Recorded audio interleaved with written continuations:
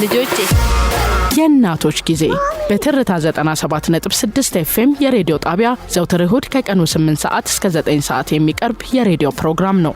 የእናቶች ጊዜ በየእናቶች ጊዜ የሬዲዮ ፕሮግራም የቤተሰብና የማህበረሰብ ምሰሶ የሆነችው እናት ትመሰገናለች። የእናቶች ጊዜ የተለያዩ እንግዶች በእናትነት የህይወት ጉዞ በልጆች አስተዳደግ ዙሪያ ያለፉበትን ተሞክሮና ውጣ ውረዶች በማንሳት ይመካከራሉ። የእናቶች ጊዜ አዘጋጆች ራኬብ ሀብቴና ሳራ ሞገስ ዘውትር እሁድ ከቀኑ 8 ሰዓት እስከ 9 ሰዓት በትርታ 97.6 FM የእናቶች ጊዜ። ሰላም ሰላም፣ እንደምን ሰነበታችሁ የተከበራችሁ ውድ የእናቶች ጊዜ ተከታታዮች። ነው የእናቶች ጊዜ ሰዓቱን ጠብቆ በልዩ መሰናዶ ከናንተ ጋራ የአንድ ሰዓት ቆይታን ሊያደርግ ስቱዲዮ ተገኝተናል። እንደተለመደው ፕሮግራሙን እየመራን ሳራ ሞገስና ራኬብ ሀብቴ ከናንተ ጋር ቆይታን እናደርጋለን። ዛሬም እንግዳ ይዘናል። እንዴት ቆየሽ? እንዴት ነበር ሳምንትሽ ራኬብ? እግዚአብሔር ይመስገን ሳሪ፣ መልካም ነበረ፣ ቆንጆ ነበር። እንዴት አለፈ? እንደተለመደው ያው እንደምታውቂው የእናቶች ጊዜ ፕሮግራማችን በተለይ እናቶችን ብቻ አይደለም የሚጠቅመው። ቤተሰብ ውስጥ የእናት ሚና ጉልህ ቢሆንም ቤተሰብ ውስጥ ግን ብዙ ነገርን ያግዛል ብለን የምናስባቸውን ይዘቶች ነው ይዘን ወደ አድማጮቻችን የምንመጣው። በተለይ እናቶች ሰዓቶቻቸውን እንዴት አድርገው ማስተካከል ይችላሉ፣ ከልጆቻቸው ጋር ያላቸውን ግንኙነት እንዴት ማድረግ አለባቸው። ልንመክር አይደለም፣ የአንዱን ተሞክሮ ወስደን አንዱ ጋር ልናደርስ እንጂ። ትክክል። አንዱ ያለፈበት የህይወት ተሞክሮ ለአንዱ መማሪያ፣ ለሌላው ደግሞ አሃ የሚልበት ይሆናል ብለን የእናቶች ጊዜን ፕሮግራም እያዘጋጀን ወደ አድማጮቻችን የምናደርሰው። ዛሬም ደግሞ በሌላ ርዕሰ ጉዳይ መተናል። አሁን እኔ አላቅም እንግዲህ ከመረጃ ፍሰት ጋር ተያይዞ ጉዳዩ ቶሎ እየሰማሁት ስላለ ሊሆን ይችላል። የመማር እክል ወይንም ደግሞ ለርኒንግ ዲስኤቢሊቲ የምንለው ነገር ልጆች ላይ በጣም በስፋት ሲስተዋል ይታያል። እንዲሁም ደግሞ እዚህ ጉዳይ ላይ የሚሰሩ ሰዎች እየተበራከቱ መጥተዋል። ለዛሬ አጀንዳ አድርገነው እስከ ፕሮግራማችን ፍጻሜ ድረስ የምንዘልቀው ይህንን ጉዳይ ነው። እንግዳም አለች። እንግዳችንን እናስተዋውቅ በስሱ። እሷ ደግሞ ጠለቅ ብላ ስለራሷ ትገልጽልናለች። ወይዘሮ ሰላማዊት እሸቱ ትባላለች። እናት ናት። በተለይ ደግሞ ከዚህ ከለርኒንግ ዲስኤቢሊቲ ወይንም ከመማር እክል ጋር ተያይዞ ረዘም ያለ ጊዜ ላይ በትምህርት ቤቶች ዙሪያ ስትሰራ እናውቃታለን። ዛሬ የእናቶች ጊዜ እንግዳ ሆና እዚህ ስቱዲዮ ተገኝታለች። እንኳን ደህና መጣሽ ሰላም። እንኳን ደህና ቆያችሁኝ ራኬብ። ዛሬ አመሰግናለሁ ይሄንን እድል ስላመቻቻችሁ። በሰፊው ደግሞ ተደራሽነቱ ቀጥሎ የተለያዩ እናቶችን እንጠቅማለን ብዬ ተስፋ አደርጋለሁኝና ይሄንን እድል ስለሰጣችሁኝ በጣም ነው ማመሰግነው።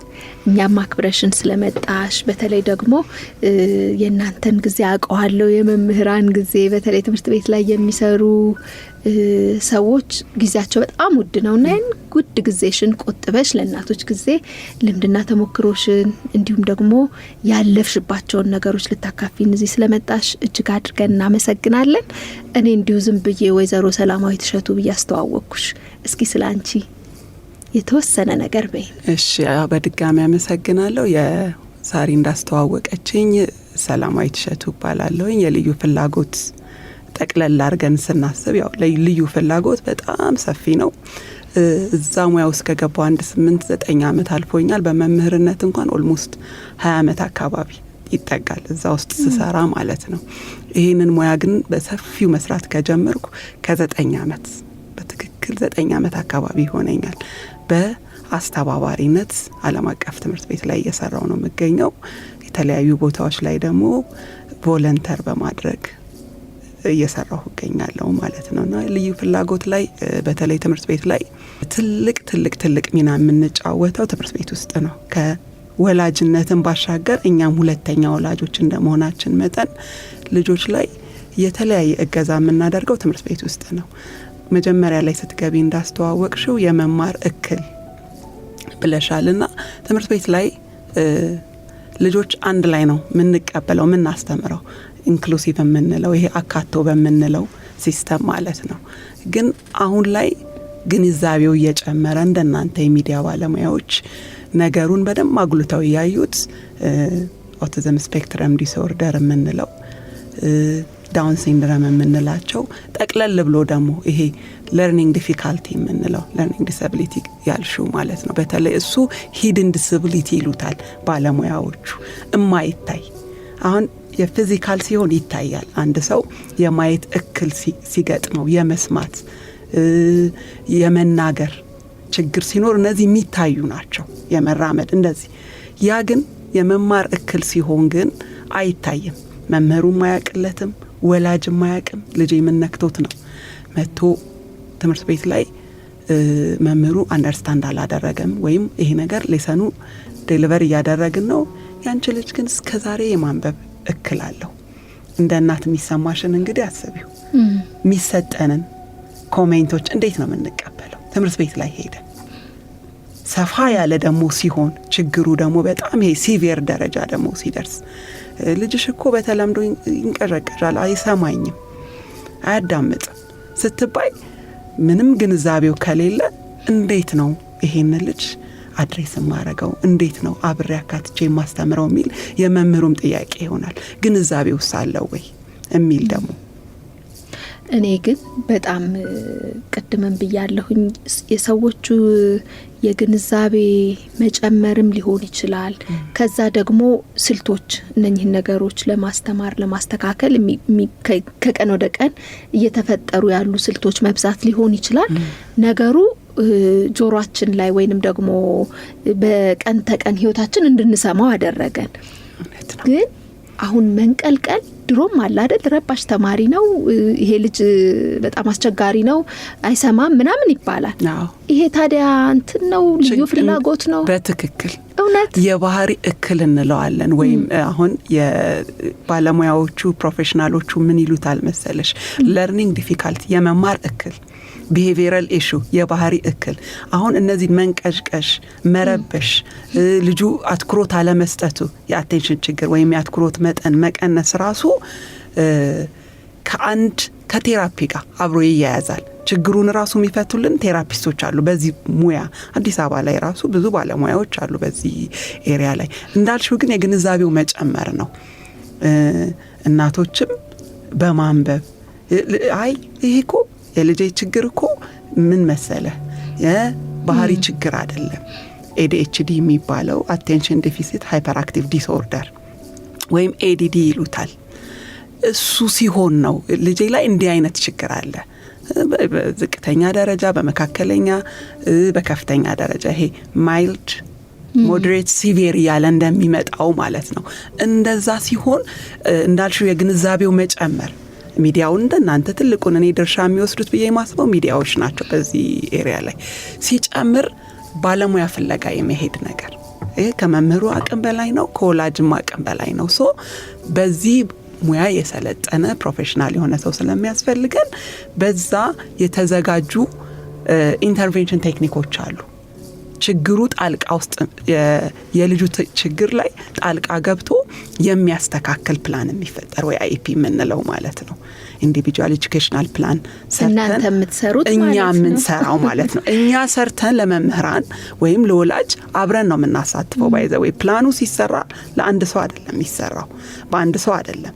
ባለሙያው ያውቀዋል። የስፔሻል ኒድ ኤጁኬተሩ ወይም የልዩ ፍላጎት ባለሙያው ያውቀዋል። ያንን ችግር አይደንቲፋይ ሊያደርግ ይችላል። ግን ምን ያስፈልገናል መሰለሽ? ሳይካትሪስት ሊያስፈልገን ይችላል። እንደ ችግሩ ጥልቀትና ስፋት ኒውሮሎጂስቶች ሊያስፈልጉን ይችላሉ። በዚህ ሙያ አዘ ቲም ነው የምትሰሪው። ስፒች ቴራፒስቶች ሊያስፈልጉን ይችላሉ። መጀመሪያ ላይ እንደጠቀስኩልሽ የልዩ ፍላጎት በጣም ሰፊ ነው። ልጅሽ እስከ 5 ዓመት እስከ 6 ዓመት አልተናገረም፣ መናገር አይችልም። በኋላ አፉን ይፈታል 8 ዓመት ሲደርስ። አሁን ግን እንደዛ የሚባል ነገር የለም። ዘግይቶ ነው ተብሎ ይታሰባልና ብዙም እንደዚህ አትኩሮት አይሰጠውም። አሁን ግን እኔ እንደ ወላጅ ግን የኔ ትልቁ ጥያቄ እዚህ ጋር ወደ እርዳታ ወደ ትምህርት ቤት ከመምጣት በፊት እንደ ወላጅ እነዚህ እክሎች እንዳሉ ማወቅ መረዳት ራሱ ትልቅ ስቴፕ ነው ብዬ አስባለሁ። እና እናንተ ጋር ወደ ትምህርት ቤት ሲደርሱ ወይ ባለሙያ ጋር ሲደርሱ አውቀን ተረድተን ለእርዳታ ነው ማለት ነው። እናንተም ደግሞ ትምህርት ቤት ውስጥ አውቃችሁት ለወላጅ ይሄ ልጅ እንዲህ አይነት እክል አለው እናግዘው በምትሉበት ሰዓት ወላጅም ይሄ እውቀት ኖሮት የመቀበል አቅም ሊኖረው ይገባልና ወላጆች ይሄን ነገር ለማወቅ በመጀመሪያ ደረጃ ልጄ እንዲህ አይነት ነገር አለበት ለማለት እንደ ወላጅ እንዴት ያድርጉ? ምንድነው መደረግ ያለበት? ምክንያቱም በዛ አይነት እውቀት አልመጣንምና ትንሽ ከበድ የሚል ይመስለኛል። በጣም ጥሩ ጥያቄ ነው ራኬብ የጠየቀችው። የሁላችንም የወላጆች ትልቁ ክፍተታችን ማመን ነው። ዲናያል የምንለው ስቴፕ ማለት ነው። ችግሩማ ከታወቀ ራኬብ 50% ወደ መፍትሄውን መጣለን። 3 ዓመት ተኩል ላይ ይናገራል እንልና ተኩሏን እንጨምራል። 4 ሲደርስ እኔ እኮ በፋሚሊ ደግሞ ሄሬዲተሪ ስቶሪ ያለኝ አያቴ እኮ 8 ዓመቱ ላይ ነው ያወራው። አባቱ እኮ ሌት ቶከር ነው በኋላ ነው። ስለዚህ ይናገራል። ግን ልጁ ላይ የሚደርስበት ጫናስ ባለመናገሩ ማለት ነው። ይሄንን ወላጆች በተለይ አሁን እዚህ ከተማ ላይ ስትመጪ ይሄ እርስ በርስ በመወያየት የሚያገኙት ግንዛቤ አለ። ሳሪም ቀድማ እንደተናገረችው የግንዛቤዎች መጨመር ታያለሽ ከተማ አካባቢ። ከከተማ ስትወጪ ግን በጣም ችግሩ እንደውም ጎልቶ እዛ ነው የሚታየው ማለት ነው። የባለሙያውም እጥረት የግንዛቤውም ማለት ነው። እነዚህ ቴራፒስቶቹም ከከተማ ራቅ ባልሽ ቁጥር አይኖሩም እና ወላጅም የዚህ አይነት ግንዛቤ የለውም። ተደራሽነቱ ሚዲያው ሰፊ በሆነ ቁጥር ግን እነዚህ ወላጆች ይሄንንም ግንዛቤ ይኖራል። በማመንና ባለማመን መካከል ነው ትልቁ ችግር። ታዩ ይሄ ትልቁ ችግር ያለመናገር ችግር፣ ሌላ ይሄ የአይምሮ እድገት ውስንነት፣ እነሱ ተለቅ ያሉ ችግሮች ናቸው። ቅድም ያነሳናቸው የለርኒንግ ዲፊካልቲ፣ ልጁ ምንም አይነት ሳይን አታይበትም። እንደነገርኩሽ የሚታይ አይደለም፣ ሂድን ነው፣ የተደበቀ ነው። ግን ትምህርት ቤት ውስጥ ከገባ በኋላ ነው አንቺም ስለ ልጅሽ የምታውቂው ራኬብ። ቢካዝ ቤቱ ስትሆኚ አዘ ዋን ቱ ዋን ነው ልጅሽና አንቺ ስታስረጁ ሰማው ትንሽ ሊረዳሽ ይችላል። ከ30ና ከ40 ተማሪ ጋር ግን ሆኖ መምህሩ በተመደበለት በ40 ደቂቃ ውስጥ አስረድቶ ሲወጣ ኢቫሉዌት የሚደረገው ከነዛ ልጆች ጋር ነው። ያ እክል እንዳለበት ምናልባት የፕሮሰሲንግ ችግሩ ይሄ የአትኩሮት ማነሱ እንዳለ ሆኖ ማለት ነው። ለምንድነው የልጅ ውጤት የቀነሰው ብለሽ ሄደሽ ስታወይ ያንቺ ልጅ እኮ አይሰማም። ሲጀመር ትኩረት የለውም። ምን አይነት አቀባበል ነው የሚኖርሽ? መጀመሪያ ለመቀበልስ ሬዲ ነሽ ወይ? ምናልባት አላስፈላጊ ጸብ ነው በዛ መሃል የሚፈጠረው። መምህሩስ ግንዛቤ ያለው እዚህ ጉዳይ ላይ? ለምንድነው ይሄ ልጅ እንዲህ አይነት ዝቅተኛ የሆነ የትምህርት ፍላጎት ያሳየው? ለምንድነው ትኩረት የማይሰጠኝ? ለምንድነው ማንበብ የሚቸገረው? ትምህርት ቤት ውስጥ 4 ዓመት ቆይቷል። እስካሁን ፊደል አለየም። ለማንበብ ብሌንድ ለማድረግ ኮምፕሬንድ ለማድረግ ሀሳቦቹን ጠቅልሎ ለመረዳት ለምንድነው የሚቸገረው የሚለውን ነገር እኛስ እንደ ወላጅ እንቀበለዋለን ወይ? እንደዚህ ግንዛቤው ኖሮን እንኳን ማለት ነው የተወሰነ ማንበብ መረዳት የተለያዩ ባለሙያዎችን እያገኘን ውስጣችን ቅድም ያልናት ነጥብ ነች ዲና ያላለች። ይሄ በማመንና ባለአይ ቀስ ብሎ አንደርስታንድ ያደርጋል። ያ ደግሞ እየተጨመረ ትምህርት ደግሞ እንደምታውቂው ከአንደኛ ክፍል ሁለተኛ ክፍል ከሁለተኛ ክፍል ሶስተኛ ክፍል ራሱ ካሪኩለሙ እየሰፋ በመጣ ቁጥር ቤዚክ ፋውንዴሽን ላይ ማወቅ ያለባቸው ልጆች ሲምፕል የሆነ ሪዲንግ ቴክስት ወይም የማቴማቲክስ ሶልቭ የሚደረጉ ነገሮች 5 እና 6 ሲደርሱ ኮምፕሊኬትድ ይሆናል። በጣም ሊቸገሩ ይችላሉ ማለት ነው። ያ ደግሞ ልጁን ኮንፊደንስ እንዲያጣ ያደርገዋል። ቀስ ያለ ችግሩን እንፈተዋለን ስትይ የጉርምስና እድሜ ላይ ሲደርስ በራሱ የመሸማቀቅ ሌላ ችግር እንጨምራለን። በራስ የመተማመኑን ችግር እንደገና እንጨምርበታለን። ከመማር እክሉ ላይ ጭራሽ ደግሞ ሌላ ምን እናመጣለን? በራስ መተማመን፣ ጓደኞቹ ጋር ያለ መግባባት፣ ቢሳቅብኝስ፣ የኔ ማንበብ የመናገር ምናልባት ይሄ ሲናገር የሚንተባተብ ቢሆን በወቅቱ አለመፍታታችን እነዚህ ስፒች ቴራፒስት የምንላቸው ሰዎች ጋር እሱ ሊፈቱልን የሚችሉ ከመምህራን ጋር ተነጋግረን ምናልባት ይሄ መማር እክሉን እንዴት አድርገን ነው ምንፈታው ባለማለታችን ራሳችን ላይ በመናመጣው ይሄ ያለማመን ችግር ልጆቹንም እንጎዳለን ማለት ነው። እና የጠየቅሽው ጥያቄ አግባብ ያለው ነው። እንደ ወላጅ ቶሎ ምን ማድረግ ነው? አክሽን መውሰድ አይደል? ቶሎ ኢሚዲየት አክሽን መውሰድ። እሱ ደግሞ ምን ያመጣልናል? ኢንተርቬንሽኖቹ በተሰሩ ቁጥር ማለት ነው መፍትሄው እየቀለለልን ይመጣል። 3 ዓመት ላይ ያወቅሽው ልጅ የ3 ዓመት ልጅና 13 ዓመቱ ላይ ችግሩን ያወቅሽለት ልጅ እንግዲህ በመሃሉ ያለውን ጋፕ የ10 ዓመቱን ጋፕ እዩ። የትኛው ልጅ ላይ ነው የበለጠ ውጤታማ የምትሆኚው? በ3 ዓመት አይደለ? ስለዚህ እንደ ወላጅ ቀድመን ኢሚዲየትሊ የሆነ ነገር ስናይ ሶሉሽን መፈለግ ነው ያለብን። እንደሱ ላይ ለመጠየቅ ያህል ጨምሬ በየትኛው እድሜ ላይ ይሄን ቢያዩ ወላጆች ልጆቻቸውን ወደ ባለሙያ ይሰዱ? ይሄንን አይነት እክን በዚህ እድሜ እንደ ምልክት ነው ሚለውን ነገር ብትነግሪኝ ደስ ይለኛል። በተለይ ከይሄ ከንግግር መዘግየት ጋር አንድ ህፃን ልጅ መቼ ነው አፍ የሚፈታው የሚለው ተለያየ ባለሙያዎች ይናገራሉ። ከ6 ወር ጀምረው ልጆች በብል ማድረግ ይጀምራሉ። ባለ 2 ፊደላት ቃላትን ማውጣት፣ ባባ ማማ ማለት፣ ውሃ፣ እነዚህ እስከ 1 ዓመት ተኩል ድረስ በነምበር የተቀመጠ አለ። ባለሙያዎች ከ50 እስከ 150 እያሉ የሚያወጡት ኮንሸስ መሆን አለብን እንደ ወላጅ ማለት ነው። 1 ዓመት ከ6 ወር ድረስ ምን ጠብቃቸው ወርዶች ባለሙያዎች ያስቀመጡት እስከ ስንት ቃላት ድረስ ነው ማውጣት ያለበት ሚለውን ነገር ያንን ልጄ ላይ ካላየው ሰስፒሺየስ መሆን አለብኝ። ኦኬ ምንድነው እየተካሄደ ያለው? በተለይ ደግሞ የመጀመሪያ ልጅ ካለን እዛ ላይ ያየነውን ነገር ሁለተኛው ላይ ማናይ ከሆነ የጎረቤት ልጅ ብዙ የሚያስተምርሽ ነገር አለ። ያንን አይተን በራሳችን ወደ ባለሙያ መሄድ እንችላለን። በተለይ 2 ዓመት ተኩል ሲሆን ደግሞ በደንብ ሴንቴንስ ኮንስትራክት ያደርጋሉ ልጆች። አረፍተ ነገር መመስረት ይጀምራሉ። ያ ጊዜ ነው እንግዲህ 3 ዓመት ድረስ ምን ጠብቅ ከሆነ ምንም ቃላት ሳያወጣ አንድ ልጅ ምንድነው ማድረግ ያለብን የሚለውን ነገር እርምጃ መውሰድ በግድ ያስፈልጋል ማለት ነው። 7 እስኪሞላው 9 እስኪሞላው ያለን ስንጠብቅ የልጁ እድሜ ማቹሪቲ ሌቭሉ እየጨመረ መጥቶ ደግሞ ሌላ የሚጋፈጠው ነገር ሊኖር ነው። እዛ ያለውን እክል ፈተንለት ነው ወደ ትምህርት ቤት ማምጣት የምንችለው። የተለያዩ ባለሙያዎች ስላሉ ቀደምም የባህሪ እክልም እንዳልኩሽ ማለት ነው ቤት ውስጥ ምናሳያቸው ነገሮች ይኖራሉ ልጆችን ማለት ነው። እንዳሳየናቸው ነው አንባቢ ስትሆኚ መጽሐፍ ቁጭ ብለሽ ምትስይ ከሆነ ይስላሉ። አሁን ግን በጣም አብዛኞቻችን ስልክ ላይ ነው ይዘን ስልክ፣ ታብሌት፣ ስክሪን ታይማችን በጣም ሶሻል ሚዲያው እኛንም ይዞናል እንኳን ልጆቹን አይደለም።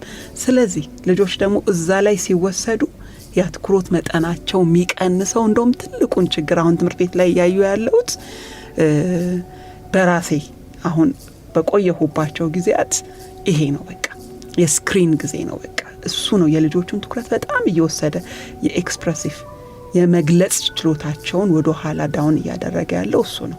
ለምን ያዩታል፣ ይሰሙታል፣ ሪሲቭ ያደርጋሉ፣ ግን ኤክስፕረስ አያደርጉትም፣ አያወጡትም። ድሮ ግን ኤክስፖዠሩ አለን አይደለ? አብረን የፋሚሊ ታይም እናወራለን፣ ራት ላይ ስንሰበሰብ ተረት በተለምዶ ተረት ይነገረናል። የተነገረንን መልሰ ተናገር እንባላለን። እሱ ቀላል ነገር አይደለም። ልጆ በዛ ሰዓት እኮ ኢቫሉዌት እንደራረጋለን አይደለ? ሳራ ምን ያህል ነው ተረቱን አስተዋውሳ ነገረችው? ራኬብ ምን ያህል ነው? ሰላም ምን ያህል ነው?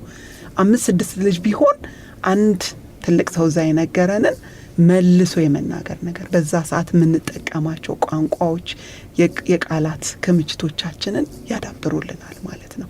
ለዛ ነው ማንቸገረው ሐሳባችንንም ለመግለጽ ማለት ነው። ከዛ ደግሞ ከመጽሐፍ ርቀናል በጣም ነበረ። ከዚህ ከ15-16 ዓመት በፊት መጽሐፍ እየተዋስን እርስ በርስ ትምህርት ቤት ላይ የምታስታውሽ ከሆነ የምንከራይ ነገር በሳንቲም ሁሉ ተከራይተን መጽሐፍ እያነበበን የኛ ጄኔሬሽን እንደዛ ነበር። አሁንስ የኛ ልጆች እሱ ግን አሁን ይሄ ዲጂታሊ የሚነበቡ ነገሮች አሉ አይደል? ብዙ ዓለም ወደ ሶፍት ኮፒው ያደላ ነው አይደል? ግን ራሱ በወረቀት እየገለጹ ማንበብ ፍላጎትና ከራሱ ከመውደድ ባለፈ እዚህ ላይ የራሱ የሆነ ሚና አለው እንዴ? የሚያግዘው ነገር አለ? በትክክል እስቲ ራኬብ ይሄንን ታብራራለህ። እንዲሁ በተፈጥሮ መጽሐፍ ይሄ ሃርድ ኮፒው የወረቀቱን ሳነብ ነው መጽሐፍ የሚመስለኝ። የሆነ ራሱ የሚሰጠኝ ነገር አለው መጽሐፍ እንደዚህ ገልጬ በማነብበት ሰዓትና አንዳንዴ በፊት እንኳን ልጄ ሴቷ ልጄ እንደኔው እንደዚህ መጽሐፍ አሁን ግን ለማቅለልም ተብሎ ከውጭም ሲመጣላት ሰውም ሲሰጣት ወይ አንዳንድ መጽሐፎች በሶፍት ኮፒ ብቻ ይሆናል የሚገኙትና አሁን ቁጭ ብላ ኪንድል ላይ ምናምን ስታነብ እያነበበች አይመስለኝም። በቃ ልንጣለው እንችላለን። ምንድነው የምታዩ? ኪንድል ነው እንግዲህ መጽሐፍ ብቻ ነው ያለውና በቃ እሱን ታዩና ያለሽን ያኛውን መጽሐፍ አንብቢ ይላለሁኝና ከብዙ ነገር ከወረቀቱና ከስክሪኑ ወረቀቱ የተሻለ ነው ብዬ ነው ማስበው። በጣም የኔን ደግሞ ኤክስፒሪየንስ ልንገርሽ ሳሊ፣ መምህራኖች ይልካሉ ሶፍት ኮፒ ነገር ማለት ነው። ያው ማስተርስም ስትማሪ ታስታውሻለሽ። በፍጹም ነው ማየት ማልፈልገው ማለት ኢሚዲየትሊ ፕሪንት ነው ማረገው ሃርድ ኮፒ ማለት ከዛ መቸክቸክ ነው የምፈልገው እዛ ላይ በሃይላይተር ይሆናል በስክሪፕቶ በጣም አትክሮቴን ይገዛዋል። ራኬብ እንዳለችው ስክሪን ሲሆን እኔ ወይ ሙቪ ምናምን ሊመስለኝ ይችላል። እንትኖቹ ራሳቸው ወርዶቹ ራሱ ክሊርሊ አይታዩኝም። አይ ዶንት ኖ ዋይ የኔ ኢንተረስት ሊሆን ይችላል ወይ በመጽሐፍ ስላደኩ ሊሆን ይችላል። በቃ የኔና የኔ ፍላጎት ያ ነው። ከሞደርናይዜሽን ጋር እንዳታገናኝብኝ ግን የወረቀት ሰው ነኝ። በቃ መጽሐፍ መሸከም ፕሪንት የተደረገ ነገር ነው ደስ የሚለኝ። ለምን ሃፍ ፔጅ አትሆን ወይ ከብክነት አንጻርም አሁን ልትወቅሱኝ ትችላላችሁ፣ ግን ሃርድ ኮፒ ነገር ነው ደስ የሚለኝ። በቃ መጽሐፍ ነገር ነው እና ለልጆቻችንም ስንሰጥ በተለይ ታች አካባቢ ያሉ ህጻናት ልጆችን ከ12 ዓመት በታች ስዕላዊ ነገር የበዛበት ልጆቹን አይካቺንግ ይሄ ኢንትረስቲንግ እንዲሆን ከዛ ከለርፉል ቦልድ የሆነ የተጻፈ ጥቅጥቅ ያለ መሆን የለበትም። የማንበብ ኢንተረስት የሌለው ልጅ መጀመሪያ ስታመጪ በጣም ጥቂት የሆነ ከ5 ከ6 መስመር ያልበለጠ ደግሞ ስዕል አብሮት ቢኖር ሲያነበው ስዕሉም ይገልጽለታል። ገላጭ የሆነ ስዕል ስላለ በአንድ ጊዜ ፐርፌክት አይመጣም። ትልቅ ቮሊዩም ያለው 200 ገጽ መጽሐፍ አትሰጪው። መጀመሪያ 5 ፔጅ ያለው ስዕል ያለው ነገር ነው ምትሰጪው። ደን እያልሽ 10 ያንን ኮምፕሬንድ አድርጎታል ወይ ተረድቶታል ወይ? ምን ነበረ ታሪኩ? መጀመሪያ ላይ ስለማን ነበር ያነበብከው? እስቲ አስታውስና ንገረኝ። ሚሞሪ ቼክ እያረግሽ ስዕሉን እንዲያስታውስ ይረዳዋል። ስዕሉ ራሱ ማለት ያግዘዋል። ደን አንቺ ደግሞ አፕሪሺየት ሞቲቬት ማድረግ እኛ አሁን ያለመድነው ትልቁ ችግራችን አናደንቅ ልጆቻችንን እናወዳደራለን። አሁን የራኬብ ልጅ ከኔ ልጅ ይለያል። እሱ ምናልባት ጥሩ እግር ኳስ ተጫዋች ሊሆን ይችላል። ሰላም ልጅ መጽሐፍ ያነባል፣ እንደ ሰላም ልጅ መጽሐፍ አንብብ ነው አይደለም። ባለው ኢንትረስት እየተጓዘን አካዳሚክ ላይ ሰፖርት ማድረግ የትምህርት ያ አፕሪሺየት አይደረግም። የጎደላቸውን ነገር ግን ምን እናረጋለን? ትልቅ ብዙ ነገር አላቸው። ሌላ አደልት ሊያደርገው የማይችለውን ነገር ያደርጋሉ። አፕሪሺየት አናረግም። ኮምፓሪዝን እሱ በቃ ማወዳደር የኛ የወላጆች ትልቅ ክፍተት ነው። ትልቁ ልጆቻችንን ከትንሹ ጋር ግን ብዙ ያላቸው የእያንዳንድ ፖቴንሻል ያለው ልጅ አለ ማለት ትንሹ ያለውን ትልቁ የለው አናመጣው። በጣም ዲሲፕሊን የሆነ ኳይት የሆነ ልጅ ሊኖረን ይችላል ነው እንደዚህኛው ለምን አታወራም ብለን ማምጣት የለብንም። ያንን አፕሪሺየት እናረጋለን። ልዩነቱን መረዳት በቃ ልዩነታቸውን እሱን ከተረዳን እኛ መምጣት እንችላለን። ከዛ ለነሱስ መቆም አንችልም እንደወላጅ እንዴ መቶ ራኬብን ፖክ ማድረግ ያንቺ ልጅ እኮ አይናገርም፣ በጣም ዝምተኛ ነው፣ ሪዘርቭድ ነው። በሱን አፕሪሺየት ማድረግ እኮ ነው፣ ለሱ መቆም ነው ያለባት ነው። የኔ ልጅ እኮ ጥሩ ሰዓሊ ነው፣ በጣም ጥሩ ሙዚቃ ተጫዋች ነው። ለምንድን ነው እንደዚህ የምትሉት? እንደ ወላጅ ለልጆቻችን መቆምም አለብን። እኛ ካልቆምንላቸው ማን ነው እንትን የሚላቸው? ገብቶሻል አይደለ? ያንን አፕሪሺየት እያደረግንላቸው መምጣት አለበለዛ ኮንፊደንሳቸውንም ነው በራስ መተማመናቸውን እያወረድ ነው የምንመጣው። አትችልም በቃ እሱ የሚችለው ኳስ መጫወት ነው፣ እሱ የሚችለው ስዕል መሳል ነው። እሱስ በሱ ውጤታማ ይኮንም በደንብ ይኮናል እኮ እንደ የግድ ማቴማቲክስ ሰው መሆን የለበትም። የግድ የፊዚክስ ሰው የሳይንስ ሰው መሆን የለበትም። እንደ ወላጅ ለልጆቻችን መቆም ያልሽውን ነገር ስለወደድኩት ነው። ብዙ ጊዜ እንደ ወላጅ ለልጆችሽ ስትቆሚ ልጆቻችንን ምናቃቸው ነገር አለ፣ ማናቃቸው ነገር ደግሞ ይኖራል። አንዳንዴ ትምህርት ቤት ሲሄዱ ከጓደኛ ጋር ሲሆኑ አካባቢ ሲቀይሩ እንደ ሁኔታው የሚያመጡት ታዳጊዎች ናቸውና ከሁኔታው ጋር የሚቀያየሩት ነገር ሊኖር ይችላል። እንኳን እነሱ እኛም አዋቂ ሆነን አካባቢያችንን ለመምሰል ምን ጥራቸው ነገሮች አሉ፣ ትክክልም ቢሆን ባይሆንም ማለት ነው። እነዚህ ልጆች ያንን ብቻ ልጅ ማናቀው ባህሪ አለው። አሁን ብዙ ወላጅ ሲል ስለምሰማ ነው። እኔ እንኳን አልደግፍም። የማቀውን ነገር ለልጆቼ አፌ ሞልቼ ይሄን አውቃለሁ፣ ልጄ እዚህ ነገር ላይ ጥሩ ናት፣ እዚህ ጋር አይደለችም ብዬ ካስተማሪም ጋር ይሁን ከማንም ጋር ምነጋገረው ነገር አለ። አትሊስት አውቄ አፌ ሞልቼ የምናገራቸው ነገሮች አሉኝ። ግን ያንን ነገር እንደምን ይወሰዳል? ልጆች የተለየ ባህሪ አላቸው። እኛ ጋር ሌላ ናቸው፣ ውጭ ትምህርት ቤት ሌላ ናቸው ጓደኛ። ያ የሚሆነው እኔ ደግሞ በመረዳቴ ከኛ ጋር ባላቸው የቅርበት ሁኔታ ነው ብዬ እረዳለሁ። ልጆቻችን ከኛ ጋር ጥሩ የሆነ የመግባባት፣ የመተማመን፣ የፍቅር ግንኙነት ካለን ለምን ይዋሻሉ? ለምንስ ሁለት አይነት ወይ የተለያየ ባህሪ ይኖራቸዋል? ለምንስ እንደ ወላጅ እኔ ለልጄ መቆም አልችልም?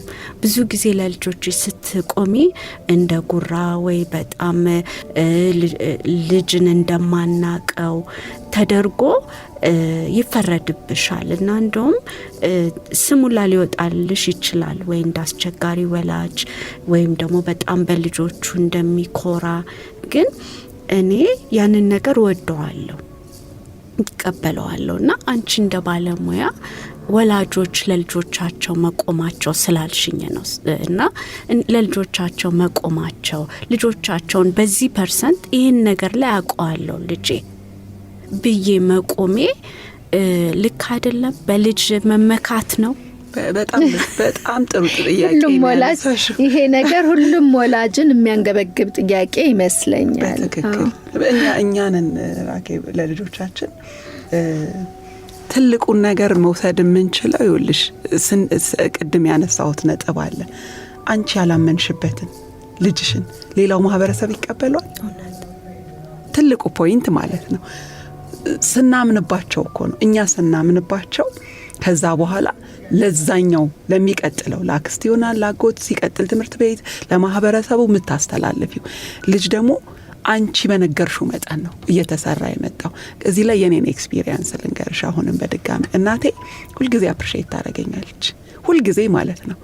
በቃ የኔ ልጅ እኮ እንዴት ውብ እንደሆንሽ የትም የማይናድ ኮንፊደንስ ነው የሰጠችን ስታሳድገን ማለት ነው። አሁን እኛ 3 ሴቶች ነን።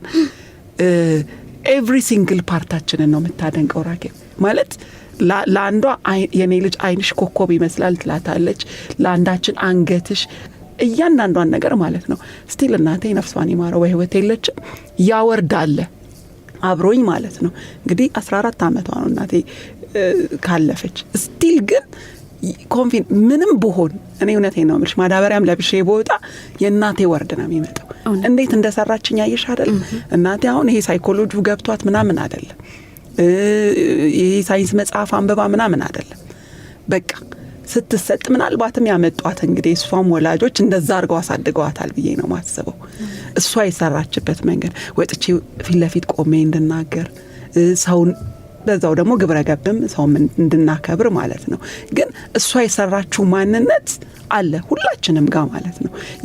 ይሄ የኛ ፋሚሊ የሰላም ፋሚሊ የተሰራንበት ነው። በቃ ተደንቀን ነውና እኔ አፕሪሺየት አደርጋለሁ። አሁን ይልሽ እኔ ልጆች ተማሪዎቼን አደንቃለሁ፣ መምህራኖችን አደንቃለሁ ምናምንና ትለያለሽ ይሉኛል አብረውኝ ያሉት ጓደኞቼ፣ የቅርብ ሰዎቼ። እዝት ግን ማለት ሁሌ ግን አይሰለችሽም? አሁን አልፈርድም እንደዛ የሚሉትን የመጡበት ነው። ራኬብ ያየሽ አይደለ? ግድ ነው ለልጆቻችን መቆም ማለት ነው። በምንም ዙሪያ ትቆምልኝ ነበር እናቴ። ያ ማንነት ነው። እኔም ልጄን እንደዛው ነው። በቃ ያለውን ነገር አፕሪሺየት አደርጋለሁ። ምንም አይነት ነገር ቢኖር ያ ማለት ኔጌቲቭ ነገሮችን ስናንቀጣም ክሪቲሳይዝ አናረግም ማለት አይደለም። ግን አብረናቸው ከጎናቸው ሆነን በራስ መተማመናቸውን መገንባት አገርንም መጥቀም ነው። እውነቴን ነው ማለት እኔ ደግሞ ለልጄ እስከ ጉድለቷ እስከ ሙላቷ ካልቆምኩላት ማን ሊቆምላት ነው? እኔ ለልጄ እስከ ጉድለቱ እስከ ሙላቱ ካልቆምኩላት ማን ሊቆም ነው? እንዳልሽው አስተዳደግም እንትን አለው እና እኔም አሁን በጣም በጥሩ ነው የገለጽሽው። እናቴ አንዳንዴ እንደውም እላለሁ ለልጆቼ ይወላላቸዋለሁኝ በጣም ልጆቼን አፕሪሺየት አደርጋለሁ። በጣም ብዙ ጊዜ ጥሩ ነገር ነግራቸዋል። ለብሰው እንኳን ሲወጡ ዛሬ ደግሞ ምናምን ብዬ በደንብ ነው ማደንቃቸው። ሁሌም ጥሩ ጎናቸውን ነግራለሁ። ግን ያ ማለት ሲያጠፉ ወይ ትክክል ባልሆነ መንገድ ሲሄዱ አላርምም ማለት አይደለም።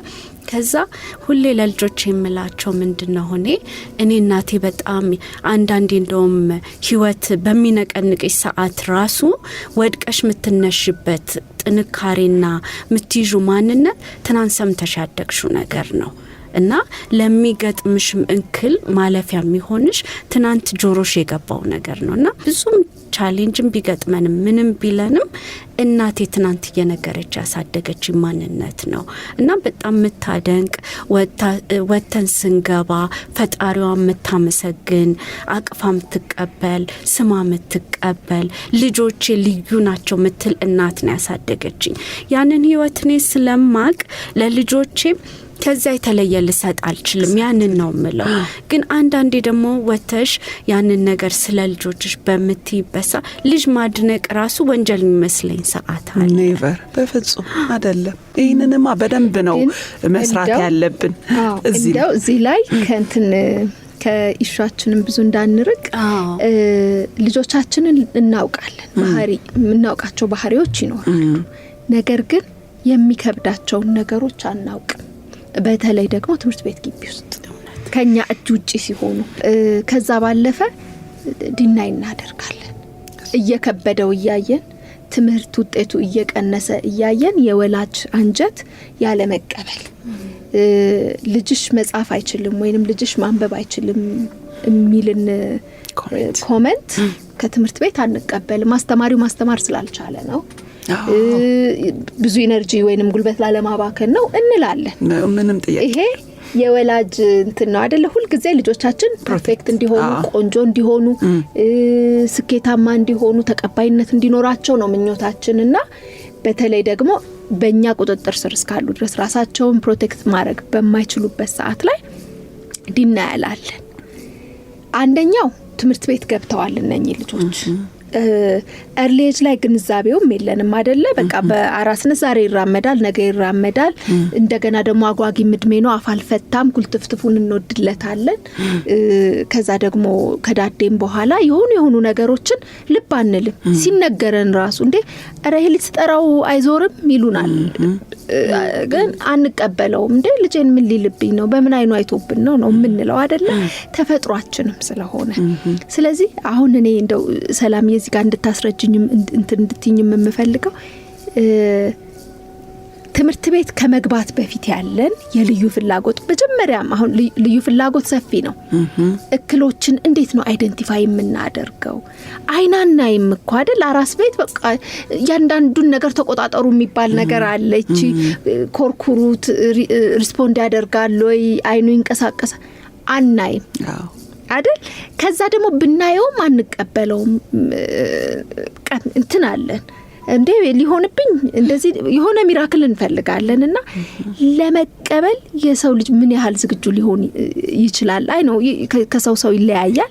ግን እንደው አንቺ እንደ ባለሙያ እዛ ኤጅ ላይ ሊለመድ የሚገባው ነገር ምንድነው ብለሽ ነው የምትይኝ? እስከ 1 አመት ተኩል የአብዛኛው ልጅ እድገት አንድ አይነት ነው። አሁን ኦቲዝም ስፔክትረም ዲስኦርደር ይሄ ኦቲስቲክ የምንለው ልጆች ምንም በማየት የምትለዩ ነገር የለም ሳሬ ከዳውን ሲንድሮም ውጪ ማለት ነው። ወይም የሚታዩ እነዚህ በጣም ከባድ ችግር ሃይድሮሲፋለስ ሲሆን፣ ሴሌብራል ፓራሲ ሲሆን፣ ይሄ ከፊዚካል ዲስአቢሊቲ ጋር የሚመጡ ነገሮች ሲሆኑ እነሱ ሲሆኑ አሁን ዳውን ሲንድሮም በምን ይለያል? ፊዚካሊ ከኛ ትንሽ አይናቸው ቅርጽ እጃቸው መዳፍ ምላሳቸው ምናምን ሲሆን ይለያል አይደለ? እሱ ይሄ ሲወለዱን ከልብ ጋር ምናምን በተገናኘ ኬዝ አይደንቲፋይ ይደረጋል። በእርግዝና ሰዓትም እና ቴክኖሎጂው ደርሶበታል። እሱ ይሄ ኦቲዝም ስፔክትረም ዲስኦርደር ኮዙ ማንነውን ነው አይታወቅም። ይሄ የአእምሮ እድገት ውስንነት ጋር ሌሎች አሉ ሰፊ ነው እንዳልኩሽ እና ከአንድ ዓመት ተኩል ጀምሮ ግን አሁን ያልሻቸው ነገሮች ስናፕ ልጆች የምናጫውትበት ነገር አለ አይደለ? አንቺ አቅፈሹ ያን ልጅ የአንድ ዓመት ተኩል ልጅ ራኬብ ስትጠራው ስሙን አይደንቲፋይ አድርጎ ካልዞረ የሆነ ነገር አይደለ? ቁልፍ ይሆናል፣ መጫወቻው ይችላል። የሆነ ነገር ስታደርጊ ሪስፖንድ ማድረግ አለበት። የዛን ሰዓት ላይ የምትጠራጠሪያቸው ነገሮች አሉ በተደጋጋሚ ማለት ነው። እጅሽን ያወዛወሽለት ካልተከተለሽ ይሄ ዞን አውት አድርጎ ረጅም ሰዓት ሲቆይ ምንም አቴንሽን ሳይኖረው ሲቀር ምንድነው ችግሩ የምትዩ የዛን ጊዜ ነው። እነዚህ ቅድም ያልኩሽ ADHD ኦቲዝም ስፔክትረም ዲስኦርደር በጣም ትኩረት የሚፈልጉ ናቸው። አንዳንድ ጊዜ ትምህርት ቤት ከተገባም በኋላ ነው ችግሩ የሚታወቀው። ይሄ እኮ ይንቀዠቀዣል፣ አርፎ አይቀመጥም፣ ከጓደኞቹ ጋር መጫወት አይወድም፣ ብቻውን ነው የሚሆነው። አሁን ሬድ ፍላጎች አሉ ምታቂበት ማለት ነው። ምንድን ናቸው? ብዙ ጊዜ የተግባቦት ችግር ነው የሚቸግራቸው ከቋንቋ ጋር። በመቀጠል ሶሻል ኢንተራክሽናቸው ይሄ ማህበራዊ ግንኙነታቸው በጣም የላላ ነው። በአብዛኛው እንዳልኩሽ አንዱ ካንዱ ጋር እኔ አንቺ ራኬብ ሆነን የተለያየ እሷም ኦቲስቲክ ነች እኔም አንቺም፣ ግን አንቺ ላይ የሚታየው is different ስፔክትረም ነው እንደ ስሙ እንደምታየው ማለት ነው። እዚህ 30 ሆነን 30 አይነት ነገር ነው የምታየው ማለት ነው። ግን በዋናነት የሚታየው ይሄ ማህበራዊ ግንኙነት በጣም ራሳቸውን አይዞሌት ያደርጋሉ።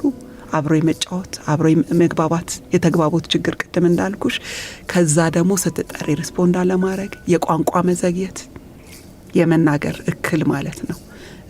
ፒኪ ኢተር ይሆናሉ ምግብ ላይ። ለዛ ነው ቴራፒ የሚባለው ፉድ ቴራፒስት፣ ስፒች ቴራፒስት፣ ቢሄቪየራል ቴራፒስት እየተባለ ኤቢኤ ደግሞ የምንለው አለ። የኤቢኤ ቴራፒ ይባላል። ከሱም ስቲል ከቢሄቪየር ጋር የተገናኘ ነው። እና ሳሪ እንትኑ ዘርፈ ብዙ ነው። ግን ስታይ ግን እነዚህ ናቸው በዋነኛነት የምትለያቸው።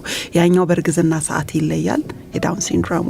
ከዛ ደግሞ ከተወለደን በኋላ ታቂዋለሽ ኢሚዲየትሊ ማለት ነው። ሐኪሙም ሊያስረዳሽ ይችላል። ኦቲዝም ስፔክትረም ዲስኦርደር ግን አሁን እንደተደረሰበት እስካሁን ድረስ ኮዟን ነው ኢንቫይሮንመንታል ይሉታል። ብቻ ሳይንሱ የተለያየ ነገር ነው። አሁን ደግሞ ከገት ጋር በተገናኘ ይሄ የአንጀት ጋር ምግቦች ግሉተን ፍሪ የሆኑ ምግቦች እንዲሰጣቸው እየተደረገ ነው ያለው። ውጤታማ ትምህርት ቤት ላይ የምናየው ነገር እሱ ስለሆነ ማለት ነው። ግሉተን ፍሪ ምግቦች ሲመገቡ እኛ የምናውቃቸው በቃ ፍሩት ቬጂቴብል ምናምን ሲዘወተር ልጆቹ ላይ ታያለሽ ባህሪ ላይ የመረጋጋት አርፎ የመቀመጥ ነገር፣ ሶሻል ኢንተራክሽናቸውም ጥሩ የመሆን ነገር አለ።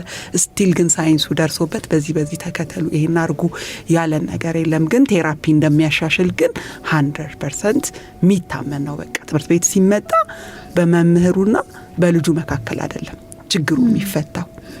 እንደ ወላጅ ማመን ያለብን ጉዳዮች አሉ። በቃ ስነግርሽ ሳሪ የማይባት ችግር አለ ልጅሽ ላይ፣ አይኔን አትከተለኝም፣ የአትኩሮቷ መጠን ከልጆች ጋርም እንደዚህ ነው።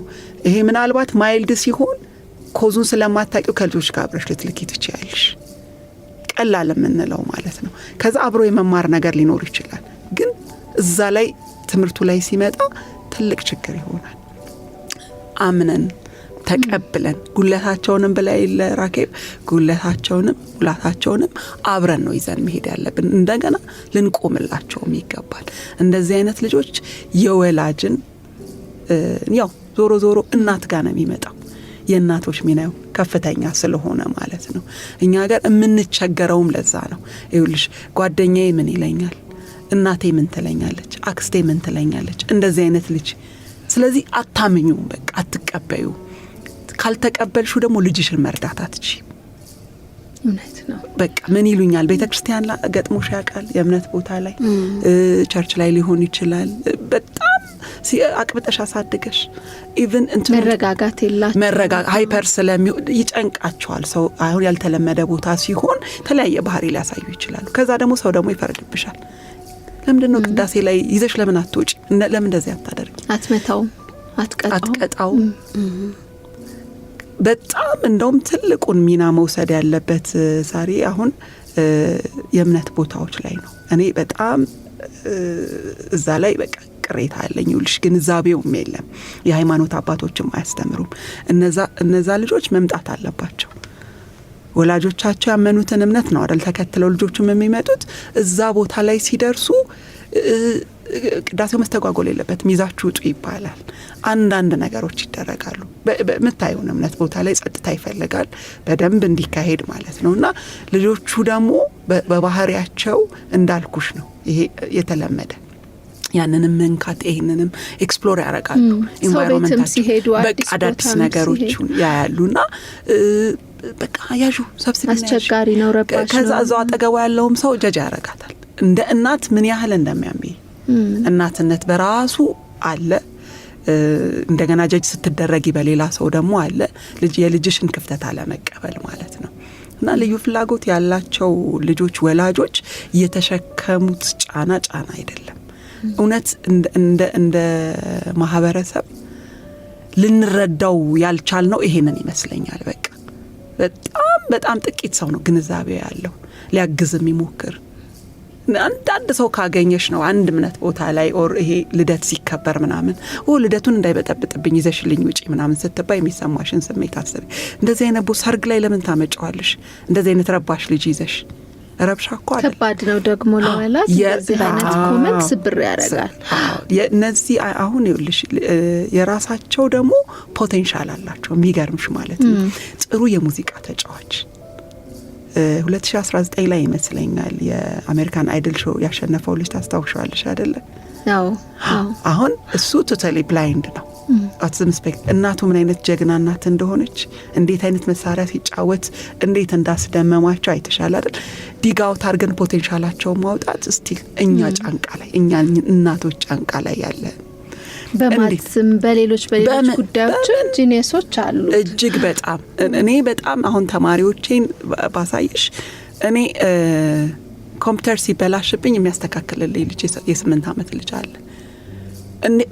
በጣም ጎበዝ ልጆች አሉ። የሚገርምሽ እኛ የማናቀው ማይታየን ነገር ዓለም ላይ ያሉ ማፖችን የሚያቅ ይሄ ፍላጎችን ይሄ ከክላስ እናስወጣዋለን። ሂዝ ኦንሊ ላይን ባይ ዘ ዌይ ስሙን ሜንሽን ማድረግ እዚህ ሚዲያ ላይ ስለማልፈልግ ነው። አባቱን አስፈቅጄ ሌላ ጊዜ እሱንም ይዤው መጥቼ ደግሞ እንትን እናደርጋለን።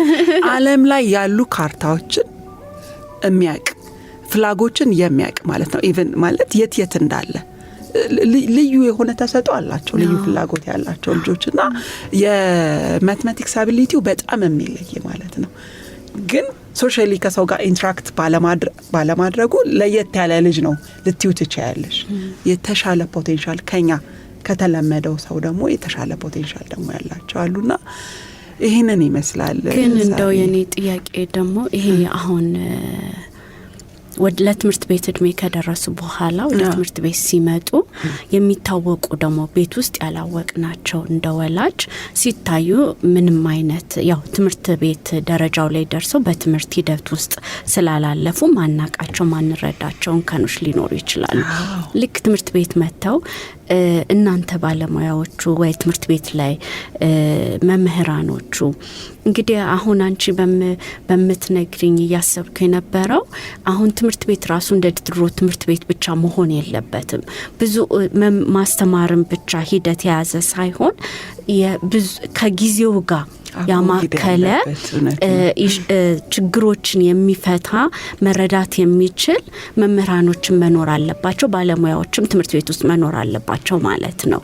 እና ልክ መተው አሁን ቅድም እንደጠቀሹ ቢሄቪራል ዲስኦርደር ሊሆን ይችላል የተለያዩ ነገሮችን እናንተ በምታገኙበትና በምታውቁበት ሰዓት ለወላጅ ስትናገሩ እገዛው የሚቀለው እናንተና ወላጅ አብራችሁ በምትሰሩት ሂደት ውስጥ ነው ብዬ አስባለሁኝና የወላጅ አቀባበል እንዴት ነው?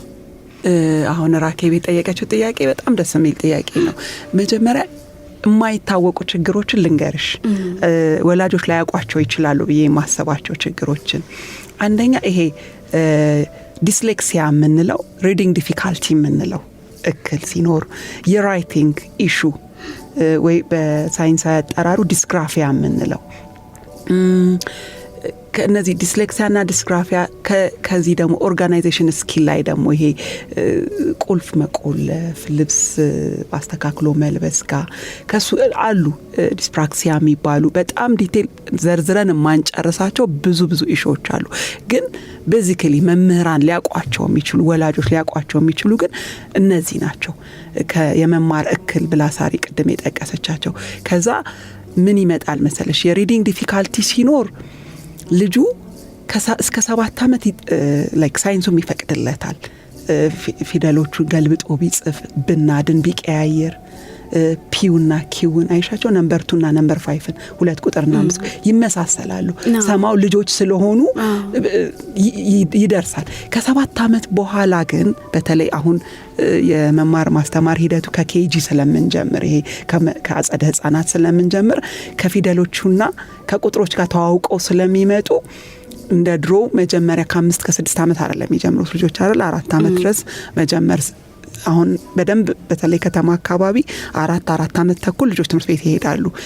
ፋሚሊየር ከሆኑ ከነዛ ጋር በጣም ተግባብተው ከመጡና 7 ዓመት ድረስ እነዛን ፊደሎች ካለዩ ወላጅም መምህርም ወደ የሚመለከተው ቦታ ኮሙኒኬት አደራረጉን ደግሞ ነግርሻለሁኝ። እነዚህ ከሪዲንግ ቀጥሎ የምናየው የራይቲንግ ኢሹ መስሎች ልጆች ይጠነክራሉ አይደለ እቃ በመወርወር ኳስ በማምጣት በማንሳት አንቺ የምታሰሪያቸው ቤት ውስጥ አሉ ልጆችን የምትልኪበት አንዳንድ ጊዜ ወላጅ ባለማወቅ ልጆችን ይሄ ቁጭ አድርገን ክላምዚ የምናረጋቸው ከሆነ የጡንቻ መሰለል ይገጥማቸውና እርሳስ የመያዝ ችግር ይፈጠራል። ይሄ ዲስግራፊያ የምንለው ከዛ ትምህርት ቤት ላይ ከዋይት ቦርዱ ላይ ወይ ከብላክ ቦርድ ላይ አንስቶ ለመጻፍ በጣም ይቸከራሉ። ስራ ነው የሚሆንባቸው ወይ በጣም እርሳሱን ጥብቅ አድርገው ይዙታል ወይ በጣም አላልተው ለሱ መፍትሄ ስላለው ቤት ውስጥ የተለያዩ ይሄ ፊንገር ጂም አክቲቪቲዎች አሉ ከጣት ጋር ቤት ውስጥ ስፖንጅ በማስጨመቅ ካልሲ በማሳጠብ ልጆቹን እቃ እንዲያነሱ እንዲያመጡ በማድረግ ባጭሩ ማስተካከል የምንችለው የራይቲንግ ይሄ የመጻፍ እክሎችን እንትን ማድረግ እንችላለን። ለወላጅ ግን እነዚህ ችግሮች በጣም ጎልተው ሰፍተው ተደራርበው ሲመጡ አንዱ እክል ደግሞ የሚገርምሽ ከአንዱ ጋር አብሮ ይደራረባል። ይሄ ዲስሌክሲያ ምልሽ ከዲስግራፊያ ጋር አብሮ ሊመጣ ይችላል። ከኤዲኤችዲ ጋር አብሮ ቅድም አልኩሽ ከአትኩሮት መጠን ጋር አብሮ ሲመጣ መልቲፕል ለርኒንግ ዲፊካልቲ እንለዋለን። የተደራረቡ የመማር እክሎች አንድ አይደለም 2 3 ሲሆን ልጁ ላይ የሚታየው ያ ችግር ምን አይነት እገዛ ይፈልጋል? ጠለቅ ያለ እገዛ ይፈልጋል። ያቺ ቅድም እንዳልኩሽ ስፖንጅ አስጨምቂው እንደዚህ ያሰሩ ኤክሰርሳይዝ ትንሽ ጊዜ ደግሞ እንደዚህ እኮ ብታስደርጊው ፊዚካል አክቲቪቲ በጣም ስለሚጠቅመው መጻፉን ኮንሰፕት ይረዳል ያነባል። መጻፍ ብቻ ነው ያንቺ ችግር ካልኩሽ የመናገር የመግለጽ ችሎታው ጥሩ ነው ካልኩሽ ቤት ውስጥ በመሰጫው አክቲቪቲዎች ይሄ ከለር በማስደረግ ካቲንግ አክቲቪቲ ይሄ ምን ቆራርጠው ምን ለጣጥፈው ነገሮች ብዙ ፎከሲንጉንም ስለሚጨምሩት በሱ ይስተካከላሉ። ነገሮቹ ግን ሰፋ ብለው መጠኑ ጨመር ሲል የችግሩ ቅድም እንዳልኩሽ መልቲፕል ሲሆን ዲፊካልቲው ባለሙያ ከዛ ያስፈልገናል። እንደኛ አይነት ባለሙያዎች ልታማክሩ ይገባል። እናንተን እንዴት ነው ኮሙኒኬት ማድረግ ያለብን ወላጆችን የሚለው አንድ ጊዜ ግን ከባህሪ ጋር ተያይዘው ያልሽው ነገር ነበረ ቅድም ይሄ ከትምህርት ጋር ተያይዘው ያሉት ችግሮችን ነው የገለጽሽልኝና ወላጅ ከባህሪ ጋር አንዳንዴ ካስተዳደግ ጋር ስለሚያያዝ ብዬ ነው።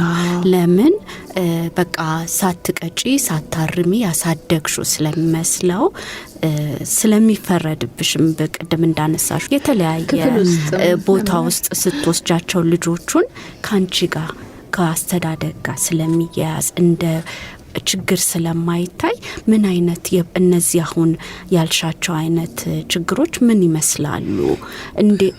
ለምን ባደጉት ሀገር ያለ ሌብል መደረግ ቅብጠት ሊመስል ይችላል። አሁን ራሱ ብዙ ወላጅ እኔ ሲልም ከሰማሁት አንዳንድ ነገሮችን ስትናገሪ ወይ ይሄ ልጅ የመጻፍ እንከን አለበት ወይ የማንበብ በምትይበት ሰዓት ልጄን እንደዚህ አትበይብኝ፣ ይሄ አዲስ የመጣ ነገር ነው፣ ሌብል አታድርጉብኝ፣ አታሟርቱብኝ አይደለ ይባላል። እና ጭራሽ ደግሞ ወደ ባህሪ ሲመጣ ካስተዳደግ ጋር እንጂ ከተፈጥሯዊ ወይም የመጣ ነገር ጋር አድርጎ ሰው አይረዳውም። እና ምን አይነት ነገሮች ናቸው እንደ እናትም እኛም ልጆቻችንን ለመረዳት ሌላውም ሰው እንዲረዳው? አሁን ቅድም የባህሪ እክል ያልኩሽ ብዙ አይነት የባህሪ እክሎች አሉ። ግን ትምህርት ቤት ላይ የመማር ማስተማሩን አፌክት የሚያደርገው የሚጎዳው ይሄ አቴንሽን ዴፊሲት ሃይፐር አክቲቪቲ ዲስኦርደር የምንለው ADHD ልጆች አርፈው አይቀመጡም አይደለ?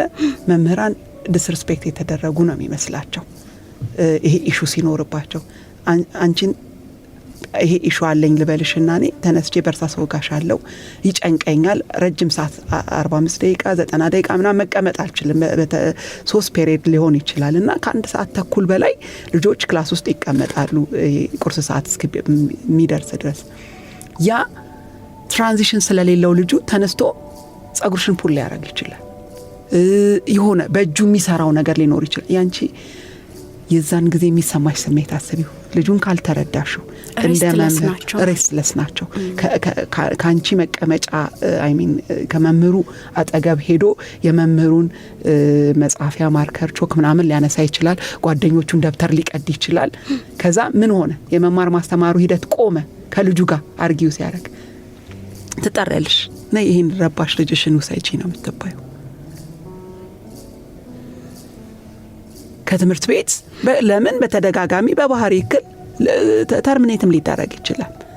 ምንድነው ግን ልጁን ያንን ትሪገር የሚያደርገው ምንድነው? እንደ ጓደኞቹ ለምንድነው ቁጭ ብሎ ያልተማረው? በተደጋጋሚ ይደወልልሻል። ከስራ ሰዓት እየተነሳሽ ሄደሽ ልጅሽን ሌሎች መማር አልቻሉ በአንቺ ልጅ ምክንያት የሚሰማሽን ስሜት እንደ እናት ደግሞ አስቢው ማለት ነው። ምንድነው ግን ይሄንን ነገር እንዲያደርግ ያደረገው? አስተማሪውስ ግንዛቤው አለው? ስልጠና ወስደዋል? በዚህ ጉዳይ ላይ ያውቁታል? ይሄንን ተርሚኖሎጂ የባህሪ እክል ነው ምንድነው እንደዚህ ሊያደርገው የተነሳሳው?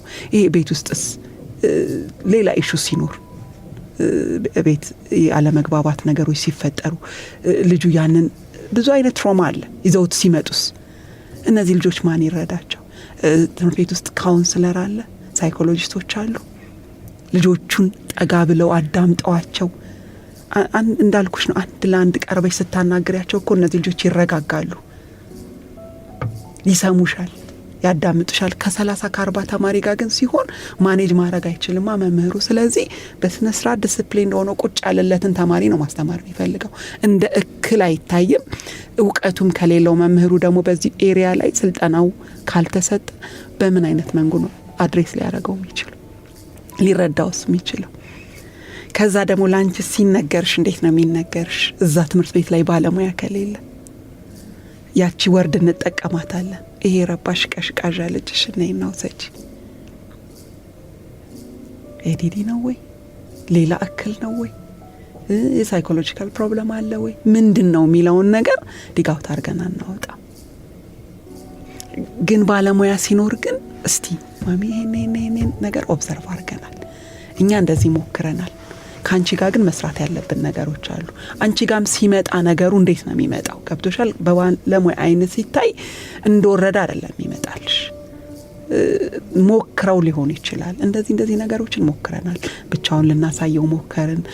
ሲጨንቀው ሰዓት እየሰጠን ብሬክ እየሰጠን ልጆቹ 45 ደቂቃ ይቀመጣሉ፣ እሱ ግን 20 ደቂቃ ብቻ እንዲሰራ አድርገን ስቲል ቀነስ ነው 10 ደቂቃ አትኩሮት መጠኑ ግን ስቲል ከዛም ያነሰ ነው። ስለዚህ ምን እናድርግ ማሚ ሲልሽና ነይ ውሰጂ ስትባይ ተሆኑ ራሱ አንድ አይደለም አይደለ? ይሄንን ነው ምንለው። ግንዛቤው መሰጠት ያለበት እናንተ ጋር ብቻ አይደለም፣ ለወላጆች ብቻ አይደለም ስልጠናው መሰጠት ያለበት። ትምህርት ቤት ያሉ አስተዳደሮች፣ መምህራኖች፣ ትምህርት ቤት ላይ የሚሰሩ የጽዳት ባለሙያዎች፣ ረዳት መምህራን እነሱ ናቸው ከናንተ በመቀጠል ከወላጅ በመቀጠል ሁለተኛ ኃላፊነት ያለብን ትምህርት ቤት ውስጥ የምናገለግል ሰዎች ነን። ሁለተኛ ወላጆች ስለሆንን ማለት ነው። ግንዛቤው አለ የለም? እንደገና የትኛው ትምህርት ቤት ነውስ ባለሙያ ያለው? በዚህ ጉዳይ ላይ እኛ ብዙ ኤክስፒሪየንስ አለን አይደለ? ዞረን ልጆቻችን ልዩ ፍላጎት ያላቸው ልጆችን ለማስመዝገብ ወላጅ ምን ያህል ነው የሚደክመው? አይ እኛ ባለሙያ ስለሌለን አንመዘግብም እኮ ነው የምትባየው የመጀመሪያው ቃል ላይ። እሱ ራሱ ምን ያህል ነው ልብን ጉትት የሚያደርገው ማለት ነው። የእንትና ልጅ ተመዝግቦ የእንትና ልጅ ቀረ ሲባል እንዴት ምን ያህል ህመም እንደሚፈጥር ማለት ነው። ገና ሲታይ ደግሞ ይሄ በጣም የምናየው ደግሞ ኢሹ ሲኖር ቪዚብል የሆነ የሚታይ ደግሞ ሲሆን ወይ አይ እንዲህ አይነት ልጆችን እኮ አንረዳም ምንም ገና እኮ ሳይሞክሯቸው እነዛ ልጆች እኮ የተሻለ አቅም ያላቸው ልጆች ምናልባት ከቲፒካል ልጆች ከምናስተምራቸው ልጆች የተሻለ ነገር አላቸው በማየት ብቻ ጀች ያ ደግሞ ሌላ ነገር ነው። ሰተንም ፈተና ማይተን አይደለምና ጥሩ ነጥብ ነው ያነሳሽው ራኪ። እንደው ስለ መፍትሄዎች ችግሩ ከደረሰ በኋላ መደረግ ስላለባቸው ነገሮች ብዙ አወራን። ቅድም ብለሽኛል ይሄ አሁን አንጀት ላይ በፊት ደግሞ የተለያዩ የነርቭ ጉዳዮች የሚያመጡት ነገር ነው ተብሏል። ግን እንደው እንዳይደርስ እንዲህ አይነት ችግሮች በተለይ አሁን ላይ በጣም ተበራክተዋል። ኤሌክትሮኒክሱንም ማነሳችሁልኝ። የወላጅ ሚና ምን ይሁን? ምን እናድርግ? አሁን ይሄ የመማር እክልን በቤት ውስጥ በተለያየ መልኩ በጣም በቀላሉ የምንለው ነገር እሱን ነው ከሚመጡት ችግሮች ውስጥ ማለት ነው። early identify ከተደረገ በደንብ ነው የሚሰራው። ኢንተርቬንሽን ቴክኒኮቹ በተለይ ወላጅና መምህራን ተግባብተው አብረው መስራት ከጀመሩ ችግሮቹ ተቀርፈው ልጆቹ ብቁ የሚሆኑበት ሁኔታ ከተመቻቸ ያን ያህል የምንቸገርበት አይደለም። እነዚህ የማንበብ እክል የመጻፍ እክል የምንለው ሚስተካከል ችግሮች ስለሆኑ ማለት ነው። አሁን ቴክኖሎጂ የደረሰበት ብዙ አይነት የትምህርት መርጃ መሳሪያዎችም አሉ። የምንጠቀማቸው አሲስቲቭ ቴክኖሎጂ የደረስንበት የቴክኖሎጂ ደረጃም ጥሩ ስለሆነ ከዳውን ሲንድሮም እና ከኦቲዝም ጋር ግን እስቲ የዳውን ሲንድሮም ኮዙን እንደምታውቂው ነው። የኦቲዝም ግን ኮዝስ አንኖውን ነው የሚለው። በፕሬግናንሲ ሰዓት አይታወቅም በእርግዝና ሰዓትና ችግሩ ግን ከተከሰተ በኋላ ነው።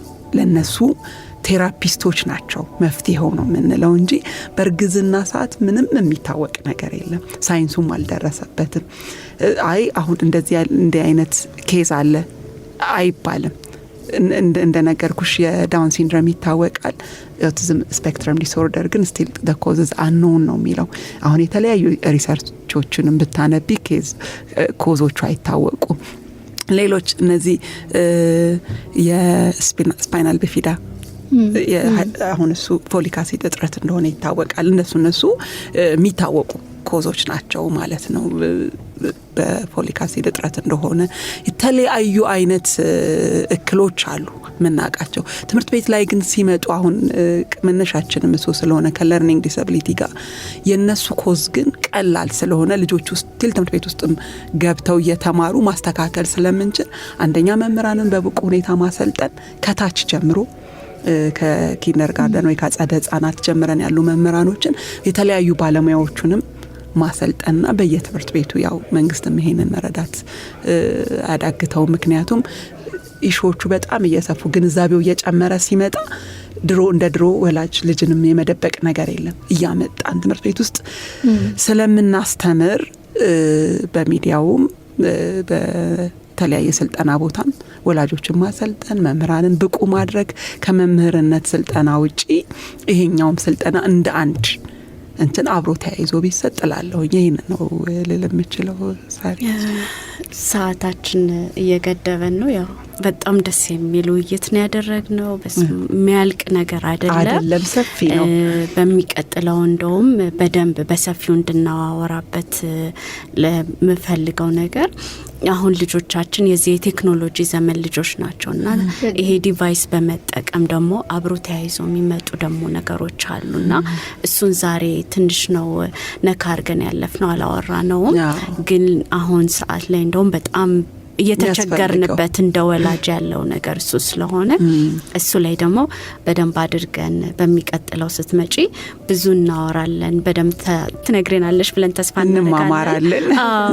ግን ዛሬ እንደው ለመጠቅለያ ያህል ለወላጆች፣ ለትምህርት ቤቶች በዚህ ጉዳይ ላይ እንደው ማስተላለፍ ፈልጋለሁ የምትዩ ነገር፣ ትምህርት ቤት አካባቢ ለሚሰሩ ሰዎች ያለሽን መልእክት። ትምህርት ቤት ላይ በጣም ትልቁን ድርሻ የምንወስደው እኛ ነን፣ ትምህርት ቤት ውስጥ ያለን ሰዎች። አንደኛ ቅን ልብ፣ በጣም በቃ ልባችን ክፍት መሆን አለበት ለልጆች። የተለያዩ ልጆች ስለሚመጡ ብዙ ጊዜ ትምህርት ቤት ላይ የሚወደዱ ልጆች ዲሲፕሊን የሆኑ ጎበዝ የሆኑ ልጆች ብቻ ናቸው። በጣም ዝምተኛ የሆነ ልጅ አሁን ቅድም እንዳነሳ ነው ቀዥቃዣ ረባሽ የምንለው ኦር ደግሞ ማይናገር በቃ ምንም ነገር ማያወጣ ስራ ያልሽውን ግን ሰርቶ የሚሰጥሽ አሳረም ያልሽውን የሚያሳርምሽ ልጅ ያን ያህል ግን ሲያገኝሽ በጣም ደግሞ ኤክስፕሬሲቭ የሆነ ሚስዬ እንዴት አለሽ እንዴት ነሽ ምናምን የሚል ልጅ በጣም ይወደዳል። በብዛት እንደው አደራ ምለው ለመምህራንም ትምህርት ቤት ውስጥ ለሚሰሩ እነዛ በጣም ኔግሌክት የተደረጉ ልጆች በጣም ቀርበሽ ስታናገሪያቸው በጣም ብዙ ኤክስፒሪየንስ ስላለኝ ነው ከነዛኛዎቹ በጣም ያልተናነሰ በጣም ጥሩ ነገሮች ያሏቸው ልጆች ናቸው። የሚፈልጉት አቅርቦትን፣ ልብን ነው። መጀመሪያ ላይ ስነሳ ጥሩ ልብን ነው። ለሁሉም ክፍት የሆነ ልብ ኖሮን ታይም ይፈልጋሉ፣ ፕራይቬሲ ይፈልጋሉ፣ ጫጫታን አይፈልጉም። ብቻቸውን የ5-10 ደቂቃ ጊዜ የሚሰጣቸው ሰው ነው የሚፈልገውና እንደዚህ አይነት ልጆችም ሲኖርን ለወላጅ ማስተላልፈው ጥልቅ የሆነ ከመምህራንና እዛው ካለ የትምህርት ቤት ማህበረሰብ ጋር ግንኙነት መፍጠር አለባቸው። በቃ በየጊዜው እንዴት ነው ፕሮግረሱን መጠየቅ፣ ለልጆቻችን መቆም አለብን ተባብለን የለቀድም እኛ ነን ሄደን የነሱን ክፍተት ነግረን ከዛ ሌሎች እንዲረዷቸው ማድረግ ያለብን። እንደ ወላጅ እጃችንን አጣጥፈን መቀመጥ የለብንም። እስቲ አሁን እንደዚህ አይነት ለውጦች አይቻለሁ ከመምህር ሰላም ጋር እንደዚህ አይነት ውይይት አድርጌ እንደዚህ አይነት ለውጥ አምጥቻለሁኝ። በየጊዜው ውይይታችን ይሄ ተርም ጠብቀን ለውጤት አይደለም መሄድ ያለብን። ወላጅ ላይ ይሄንን ኃላፊነት ሰጣለሁኝ። ቢቻል በሳምንት በ15 ቀን እየሄድን ፕሮግረሶችን መከታተል ከትምህርት ውጪ ያለውን ባህሪ ማለት ነው። ትምህርቱማ መምህሩም ኃላፊነት አለበት፣ የሚከታተለው ሰው አለ። ሌላ ይሄ ኢሞሽናሊ የልጆች ይሄ ማናቀው ጥልቅ የሆነ ስሜት አላቸው፣ እሱን የሚረዳቸው ማለት ነው። ከልጅ ጋር ማሳለፍ መባረክ ነው። በጣም እውነቴን ነው የምልሽ። እና እነሱ ጋር ያለው ፍቅር የትም የለም። ህፃናት ጋር ያለው ፍቅር እውነተኛ ጄኒውን የሆነ አይ ዶንት ኖ በጣም ኢሞሽናል ነው የሚያደርገኝ እኔ ከልጅ ጋር ስለሰራውና እንደዚህ አይነት በዘመኔ እንዲህ አይነት መምህር እንዲህ አይነት ከተማ ደስ ይልሻል። በቃ ስታገኛቸው ራሱ ማለት ነው ኢነርጂያቸው እና በጣም ወላጆችን ክትትል አይነስ ከትምህርት ቤት አትራቁ። መታችሁ እንደው ቃሉን እንትን ልበለው ተጨቃጨቁ። በቃ ይሄንን ነው ልል የምችለውና በበጎ መልኩ የልጆች ህይወት ይቀየራል ነው። የማይቀየር የለም። ጊቭ አፕ ማድረግ አያስፈልግም። ልጆች ላይ ለውጥ እናያለን። ማወዳደር ይቁም የምለው መጨረሻ መልእክቴ ልጆችን አናወዳድር። ይገርም እኔ ደግሞ ኢሞሽናልም ማረክሽን እንዳንቺ አይነቷን ተማሪዎችን ልጆችን ምትወድ በየሁሉም ትምህርት ቤት ያብዛል። አሜን አሜን አሜን።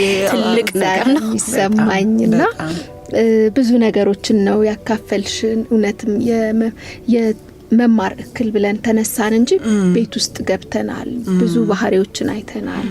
ሰዓት ገደበንና ነገሮቻችንን ቁንጽል አድርገን አነሳ ነው እንጂ ራኬብዬ እንዳለችው ሰፊ ነው ሐሳቡ፣ ብዙ የሚወራበት ነው። በሌላ ጊዜ እንደምትገቢ እዚሁ ቃል አስገብተንሽ ነው እምንሸኝ። በደስታ ያላነሳናቸው በጣም ሰፊ ጉዳዮች አሉ፣ የሰዓትም ጉዳይ ማለት ነው። አሁን ዛሬ አየነው አይደለም የሚባለው በቃ ዳሰስ አርገን አለፍን። እንደምታውቁት ያው የልዩ ፍላጎት እጅግ በጣም ሰፊና ጥልቅ ነውና ለሌላ ጊዜ በሰፊው እንገናኛለን። እኔም ከናንተ ጋር ለነበረኝ ጊዜ እጅግ በጣም አመሰግናለሁ። እኛም እንግዲህ እንግዳችን ሆነሽ እዚህ ስቱዲዮ ተገኝተሽ ዳሰሳ ያልሽውን ግን ብዙ ግንዛቤ የፈጠረልንን ጉዳይ አንስተሽ እንዲህ ስላጫወትሽን እጅግ አድርገን እናመሰግናለን። አድማጮቻችን ስትከታተሉት የቆያችሁት በትርታ 97.6 FM ዘወትር እሁድ ከ8 ሰዓት እስከ 9 ሰዓት ወደ እናንተ የሚደርሰውን የእናቶች ጊዜ ፕሮግራማችንን ነበረ። ፕሮግራሙን እያዘጋጀን ወደ እናንተ የምናደርሰው ሳራ ሞገስና ራኬብ ሀብቴነን። ሳምንት በሌላ ርዕሰ ጉዳይ በዚሁ ፕሮግራም ላይ እስከምንገናኝ ድረስ እስከ ሳምንት መልካም ሳምንት እያለን እንሰናበታችኋለን። እናንተ የሚኖራችሁን ማንኛውንም ሀሳብ አስተያየት ግን በ9760 ላይ አድርሱን እንላለን። መልካም ሳምንት፣ ቸርን ሰንብት። መልካም ሳምንት። ልጆቼ የእናቶች ጊዜ